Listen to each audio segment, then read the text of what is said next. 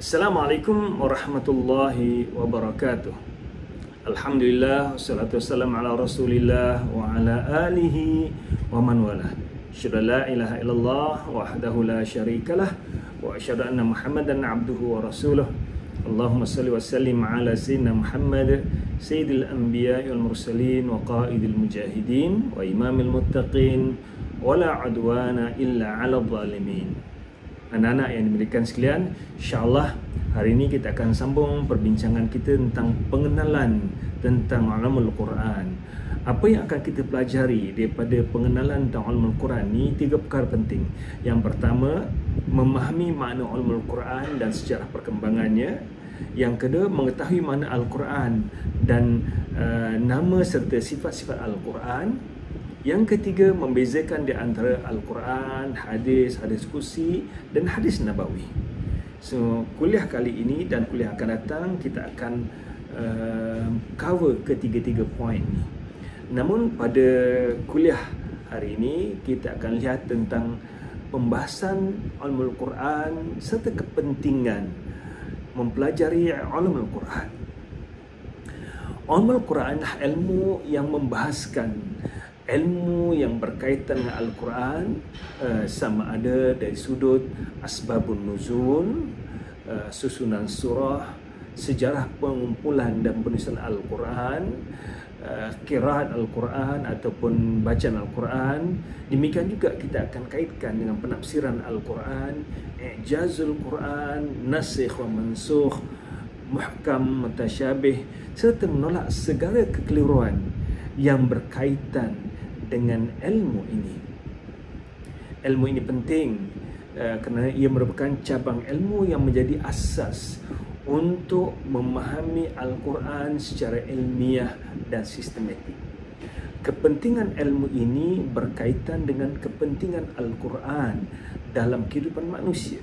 Rasulullah sallallahu alaihi wasallam menjelaskan, khairukum man ta'allamal Qur'ana wa 'allamah. Sebaik-baik kamu ialah orang yang mempelajari Al-Quran dan mengajarkannya kepada orang lain. Jadi, tahniah pada anak sekalian yang mengambil khusus ini, sebab anda merupakan orang yang terbaik yang ada di muka bumi ini, orang yang mempelajari Al-Quran dan mengajarkannya kepada orang lain. Dalam usaha untuk kita mendalami mempelajari Al-Quran, perkara yang berkaitan dengan ulumul Quran ini penting. Bagaimana kita memahami asbabun nuzul, contohnya nasikh wa mansukh, i'jaz dalam Al-Quran dan segala perkara yang berkaitan dengan Al-Quran. So, pembahasan ilmu Al-Quran ini penting dalam kehidupan kita. Dan kajian ulumul Quran bertujuan untuk mengungkapkan keistimewaan Al-Quran sebagai kitab wahyu. Allah telah menurunkan banyak kitab wahyu dan wahyu yang terakhir adalah Al-Quran. Jadi tujuan utama pengkajian ilmu ulumul Quran adalah untuk mengungkapkan keistimewaan Al-Quran sebagai kitab wahyu yang memiliki struktur linguistik yang unik, ketepatan fakta serta kandungan yang mencakupi segala bidang ilmu. Selain itu, ilmu ini juga berperanan dalam membantu ahli tafsir memahami maksud sebenar ayat-ayat Al-Quran dengan merujuk latar belakang sejarah ayat tersebut, konteks ayat tersebut serta asbabun nuzul dan juga ilmu qiraat yang berkaitan dengan ayat-ayat yang nak ditafsirkan. Sebab itulah orang yang nak memahami isi kandung Al-Quran, dia kena tahu asbabun nuzul, ya? Dia kena tahu tentang ilmu qiraat. Dengan memahami ilmu-ilmu yang ada dalam ulumul Quran ini akan membantu beliau untuk memahami lebih terperinci dan lebih tepat ayat-ayat dalam Al-Quran. Sejak awal Islam, para ulama telah mengembangkan disiplin ilmu ini bagi memelihara keaslian dan kefahaman Al-Quran. Dan ramai ulama kita telah pun menghasilkan karya-karya yang agung dalam bidang ulumul Quran. Antaranya Al-Burhan fi Ulumul Quran yang tulis oleh Zarkashi. Yang kedua, Al-Itqan fi Ulum Al-Quran yang ditulis oleh As-Sayuti. Kita akan lihat nanti buku-buku ini apabila kita mengkaji tentang sejarah perkembangan Ulum Al-Quran. Kajian dalam bidang ini terus berkembang sehingga kini dengan pelbagai pendekatan moden untuk memahami kandungan dan keajaiban Al-Quran. Terutamanya zaman moden kita ini, apabila kita membicarakan tentang mukjizat saintifik Al-Quran, banyak buku-buku yang telah ditulis berkaitan dengan mukjizat saintifik Al-Quran ataupun ijaz Al-Quran dalam bidang sains. Oleh itu, mempelajari Al-Quran amat penting bagi memastikan kefahaman Al-Quran yang tidak hanya bergantung kepada tafsiran literal word by word sahaja, tetapi juga mengambil kira aspek sejarah, konteks dan metodologi yang telah digariskan oleh para ulama. So ini pembahasan tentang ilmu ulum Al-Quran. Apakah kepentingan kita mengkaji ulum Al-Quran? Saya gariskan di sini ada 10 kepentingan mengapa kita mengkaji ulum Al-Quran. Yang pertama, kepentingan pertama, mengetahui sejarah dan proses penurunan Al-Quran.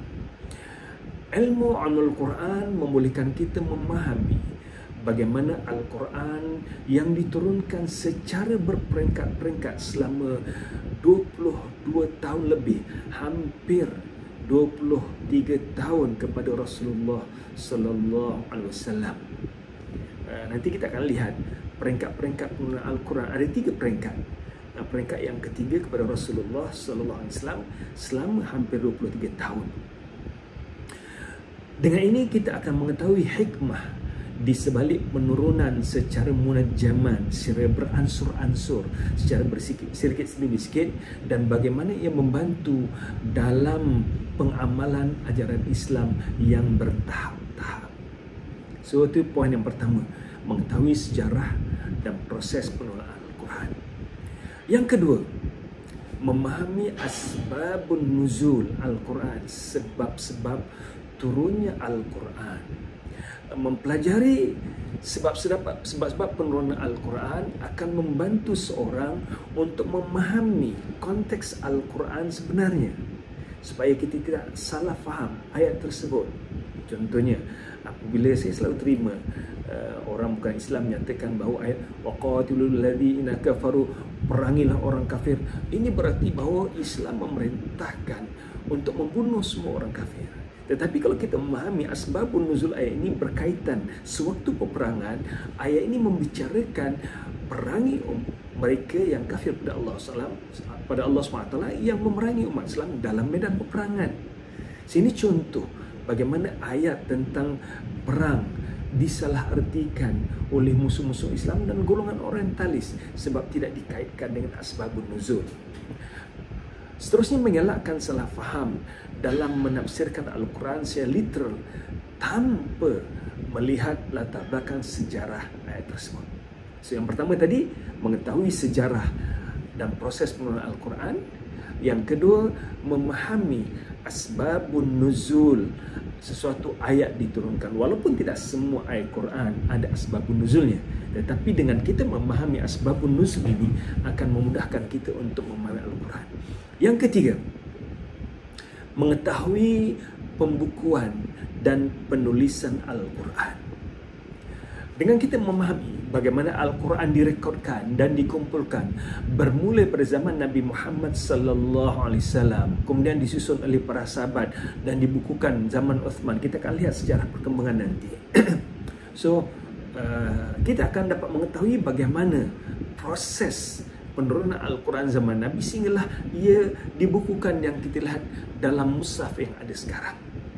Yang keempat, memahami makna dan kategori ayat dalam Al-Quran. Ada ayat Makki, ada ayat Madani, ada ayat yang menjadi nasikh, ada ayat yang mansukh yang dimansuhkan, ada ayat muhkam, ada ayat mutasyabihat. Dan dengan kita memahami perkara-perkara ini, kita akan dapat melihat kategori ayat Al-Quran.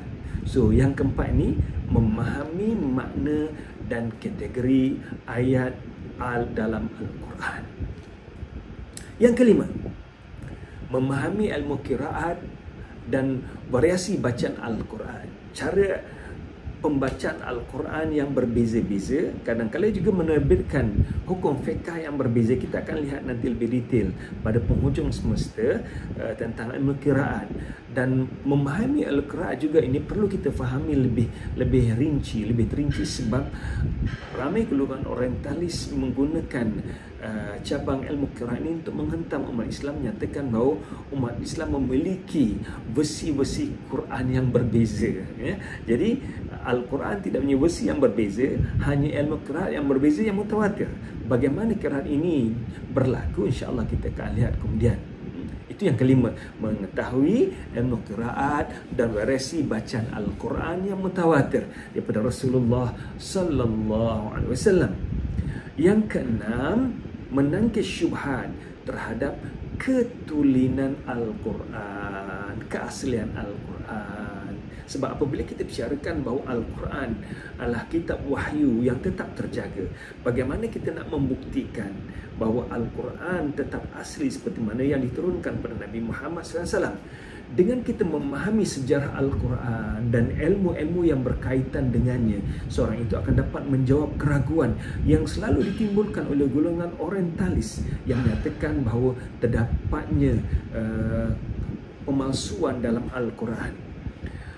Dengan kita memahami sejarah ini, kita akan dapat jelas bagaimana sejarah Al-Quran ini, Al-Quran tetap terjaga seperti mana yang dijelaskan oleh Allah SWT dalam surah Al-Hijr ayat 9, inna nahnu nazzalna dzikra wa inna lahu lahafidun. Kamilah yang menurunkan Al-Quran dan kamilah yang menjaga Al-Quran. Jadi keaslian Al-Quran tetap terjaga. Yang kedua, memahami keistimewaan bahasa Al-Quran. Ilmu ini akan dapat membantu memahami keunikan gaya bahasa Al-Quran, termasuklah keindahan balaghah, struktur ayat, nahwu dan susunan ayat yang memberi kesan yang mendalam kepada orang yang membaca. Benarlah seperti mana yang dijelaskan oleh Allah SWT bahawa sifat orang mukmin, wa idza tuliyat alaihim ayatuna zadatum imana wa ala rabbihim yatawakkalun. Ciri orang beriman apabila dibacakan Al-Quran akan bertambah iman mereka. Zadatum imana wa ala rabbihim yatawakkalun, dan kepada Tuhannya lah mereka bertakwa. Yang ke-8, mengetahui pembagian surah dan ayat-ayat dalam Al-Quran. Ilmu ini akan bicarakan tentang jumlah surah yang ada dalam Quran. Kemana saja tuan-tuan pergi, Quran tetap ada 114 surah. Bagaimana ia disusun, diatur, mengikut seperti yang ada sekarang. Seperti mana yang kita tahu bahawa ayat yang pertama yang diturunkan ialah Iqra bismi rabbikal ladzi khalaq. Tetapi mengapa susunan Al-Quran dimulakan dengan surah Al-Fatihah dan diakhiri dengan surah An-Nas? Mengandungi seluruhnya 114 surah, 30 juzuk. Nah, ini kita akan pelajari lebih detail dalam kita mempelajari, mendalami Al-Quran. Yang ke-8, mengenali ilmu tajwid dan pemeliharaan bacaan Al-Quran. Kita akan lihat nanti pada zaman Sayyidina Uthman bagaimana ramai orang mula keliru sebab membaca Al-Quran ikut qiraat dialek mereka sendiri, tidak mengikut qiraat yang diturunkan kepada Nabi Muhammad sallallahu alaihi wasallam. So dialek bahasa Arab ni banyak, tetapi Al-Quran ada qiraat yang tertentu dengan dialek yang berbeza, dan qiraat ialah qiraat yang mutawatirah. Cumanya apa yang berlaku zaman Uthman ketika itu, orang mula membaca Al-Quran ikut dialek mereka sendiri, tidak seperti mana yang mutawatir yang diturunkan pada Nabi Muhammad SAW. Jadi dengan kita mengetahui ilmu qiraat ni, kita akan mengetahui ilmu tajwid dan sekaligus kita akan dapat memelihara Al-Quran, baca Al-Quran dengan bacaan yang betul. Yang ke-10, membantu dalam mengkaji ilmu Al-Quran secara akademik. Ilmu-ilmu ini menjadi asas penting bagi para pengkaji yang ingin mendalami aspek akademik berkaitan dengan kajian Al-Quran. Dapat membantu memahami hubungan di antara Al-Quran dengan cabang ilmu Islam yang lain seperti ilmu fiqh, ilmu hadis, ilmu aqidah dan sebagainya. Jadi secara keseluruhannya boleh saya simpulkan bahawa ilmu ulumul Quran sangat penting bagi siapa yang ingin memahami Al-Quran secara mendalam, bukan hanya dari segi tafsir tapi dari sudut sejarah, penulisan, pemeliharaan, keistimewaan wahyu dan bagaimana Al-Quran tetap dipelihara hingga hari kiamat. InsyaAllah kita akan lihat lebih detail daripada semasa ke semasa ilmu Al-Quran ini. Mengapakah ilmu ini dinamakan ulum Quran? Perkataan ulum Al-Quran ini datang daripada perkataan ulum Al-Quran. Ulum dia perkataan ilmun. Ulum adalah bentuk plural ataupun jamak daripada ilmun mufrad singular. Dan apabila digunakan ulum, ia memberikan isyarat bahawa banyak cabang ilmu yang akan dikaji dalam bidang ini, atau isyarat kepada saripati kepada pelbagai ilmu. Manakala Al-Quran adalah kitab wahyu yang terakhir yang Allah turunkan kepada Nabi yang terakhir, ialah Nabi Muhammad sallallahu alaihi wasallam. Justru itu ilmu ulum Al-Quran adalah merupakan saripati ataupun ringkasan pelbagai ilmu, seluruh ilmu yang berkaitan dengan Al-Quran. Semoga penjelasan ringkas ini dapat memberikan manfaat bagi kita dalam proses kita untuk mendalami ulumul Quran. Sekian saja. Assalamualaikum warahmatullahi wabarakatuh.